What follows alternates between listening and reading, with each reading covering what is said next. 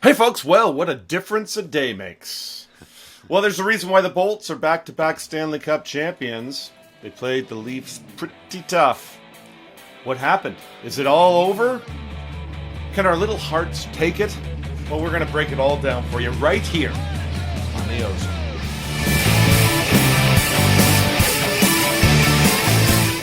You're in the offensive zone, your place for Leafs hockey. Hey folks, welcome to the Ozone. That's Coach, that's Katie, and I'm the Diva. We're here to talk all things Leafs. Well, apparently Katie and I need to be at the rest of the games. Okay, MLSE, send us tickets.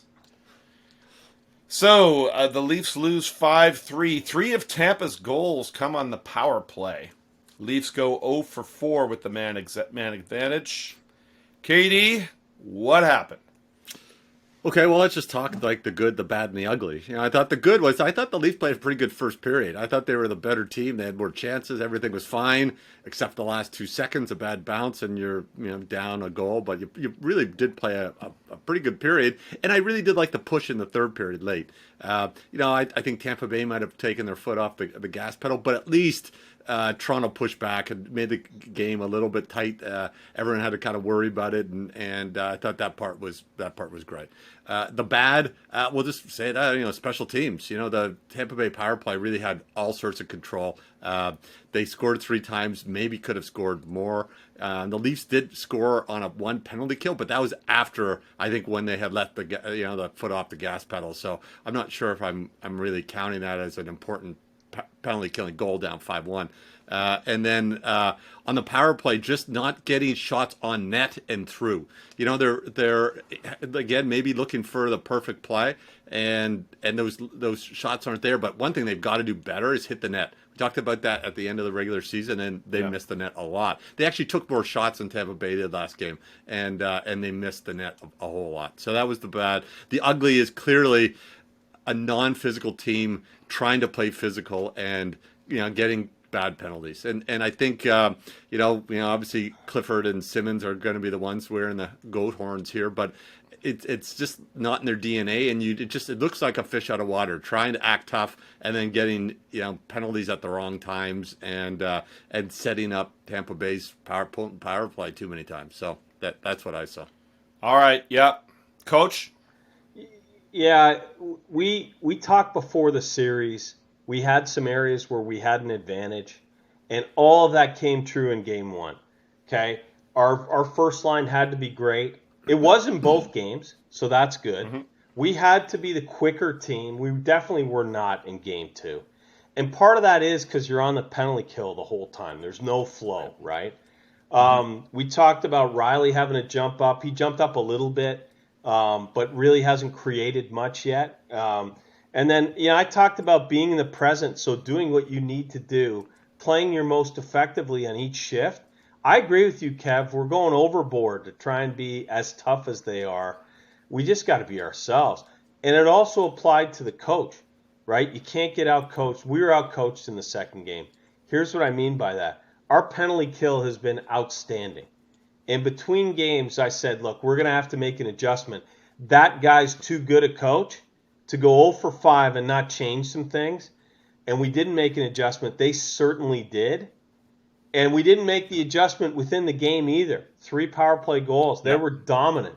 And we haven't adjusted on our own penalty, on our own power play. Getting shots to net? Yeah, sure. But, man, I saw 2 or 3 power plays where we can't even enter the zone.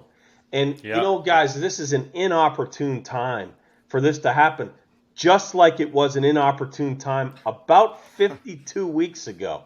As bad as we played, it's 1-1. I think we would have, all 3 of us, taken that going into Tampa. So, best of 5 now. Yeah. Yep. Yeah, I mean, I don't want to spend a whole lot of time whining about officiating, but I've got the mic now, so I'm going to do whatever the hell I want. Here we go.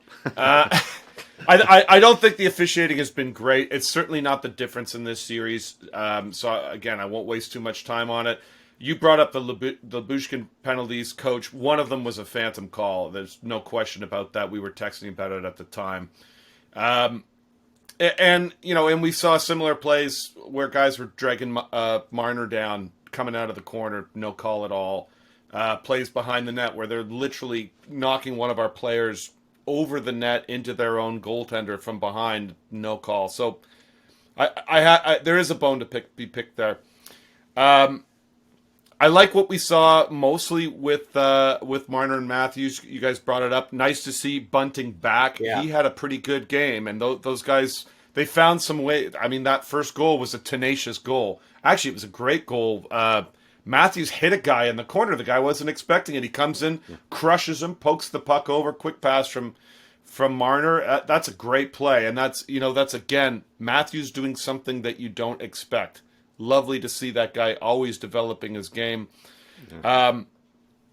It was creating a mistake against McDonough, who virtually makes no mistakes. Yeah, Yeah, that guy's it solid as they come. Solid as they come. Yeah.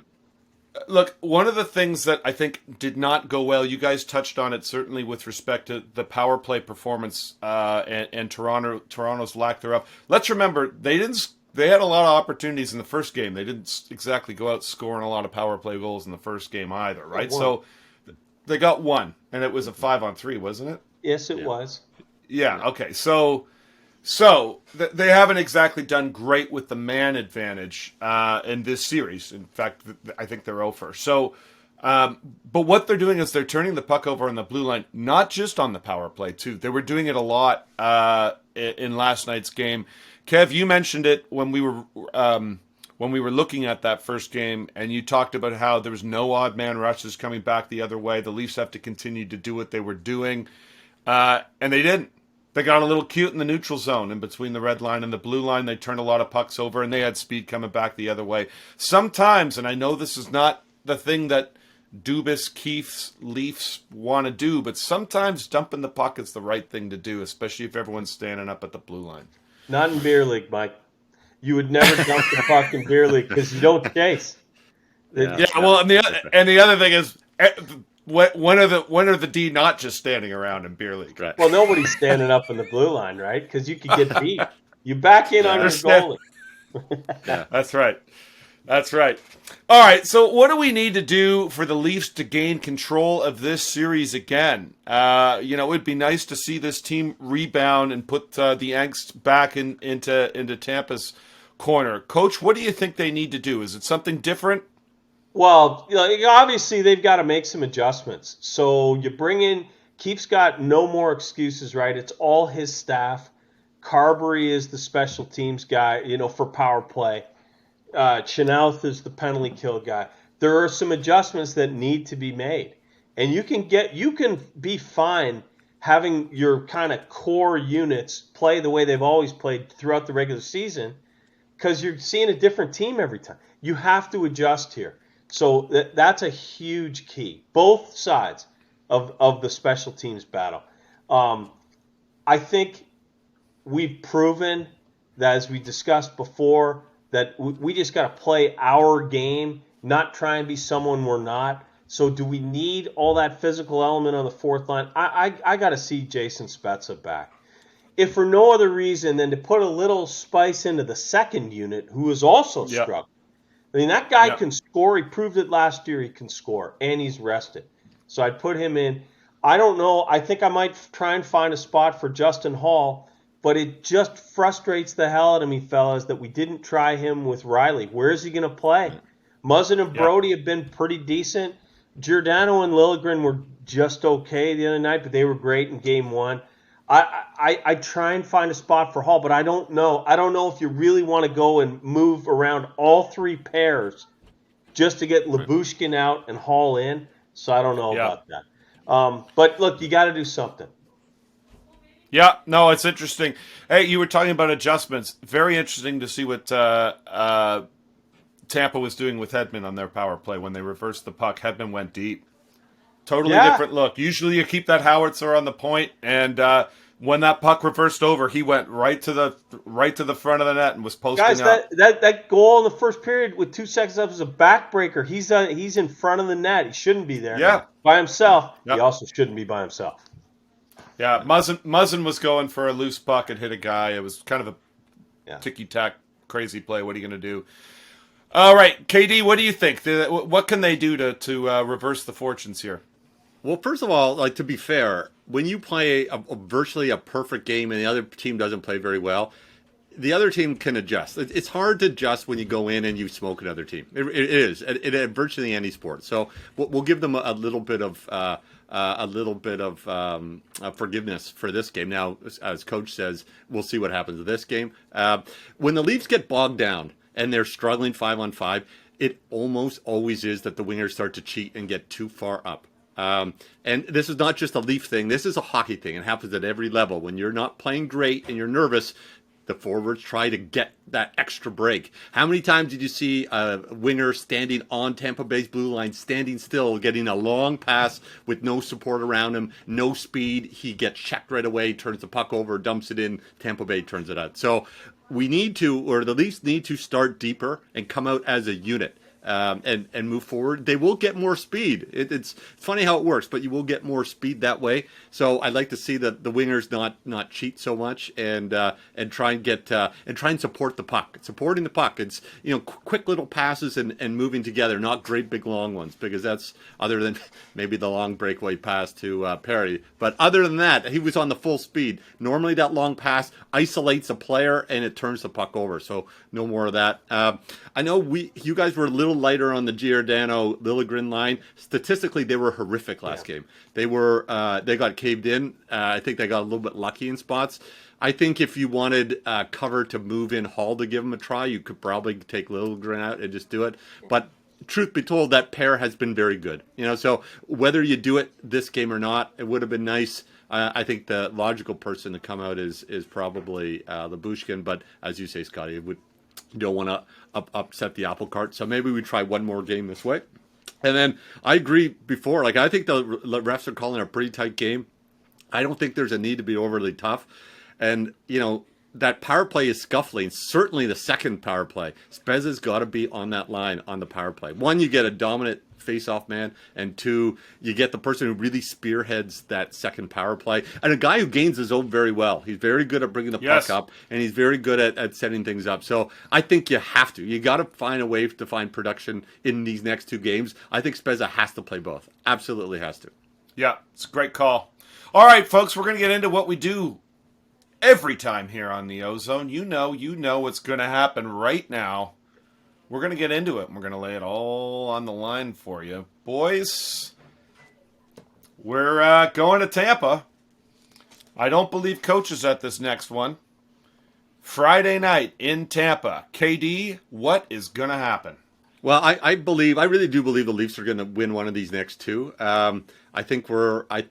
I think probably this third game is the game for them to win. I think they have the most to work on. One thing I've noticed from Tampa, and you kind of saw at the end of that last game, and they did it when they won 8-1, they had a bit of a swagger, almost a bit of a cocky attitude. They weren't going super hard. So I don't know if we're going to get Tampa Bay's best game in this. I think they won that easy, and I wouldn't be surprised if we could get them off the hop. So I like to see them tighten stuff up, support the puck, really get moving, and I'm calling for a Leaf win. And I think it's going to be, I wouldn't say it's a blowout, but I'm calling 5-3.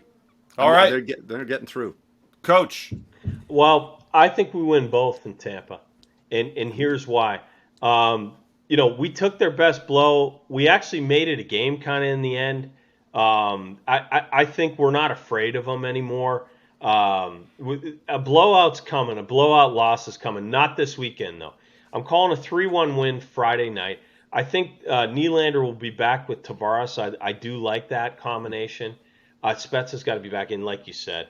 But and I think Matthews gets one, and that top line continues to dominate. Even though they're going to get matched up against Cirelli, we'll be okay. Yeah. Okay. Listen, I think the Leafs got some bad breaks, some bad calls, and a little bit of bad puck luck in game two. It looked like a blow-up, but it didn't end up being that way. I think it's time for the Leafs to show they have a warrior mentality like Tampa has shown, and maybe they are going to be champions. And if they're going to do it, they're going to win this game. But you know what? I think whoever scores first wins, and I think that'll be Mikheyev who pots it. The Leafs win, hold on to win 3-2. There you have it, folks. Breathe. Just breathe. Breathe, and we'll be here for you right here on the Ozone.